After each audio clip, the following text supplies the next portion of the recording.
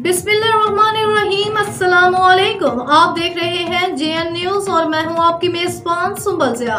Bulletin का बाकायदा आगाज करते हैं और शामिल करते हैं अब तक की अहम तरीन खबरें। मुजफ्फरगढ़ फील्ड फायरिंग रेंज में पाक फौज और रॉयल सऊदी लैंड फोर्सेस के मुश्तरका अस्करी ट्रेनिंग। मुल्तान कोर के ज़रिए तमाम मुजफ्फरगढ़ फील्ड फायरिंग रेंज में पाक फौज और रॉयल सऊदी लैंड फोर्सेस की मुश्तरका अस्करी ट्रेनिंग की गई। ये तरबियती मशक़ें पाक फौज और रॉयल सऊदी लैंड फोर्सेस को अपनी ताकतों को हम आहंग करने, महारत का तबादला करने और तजुर्बात के ज़रिए अपनी फ़ौजी सलाहियतों को बढ़ाने के लिए मुनफरिद ज़रिया फराहम करेंगी। दोनों अफवाज ने भरपूर तरीके से तरबियत में हिस्सा लिया और नहायत खुश उसलूबी और बुलंद जज्बे के साथ ट्रेनिंग से मुस्तफ़ीद हुए।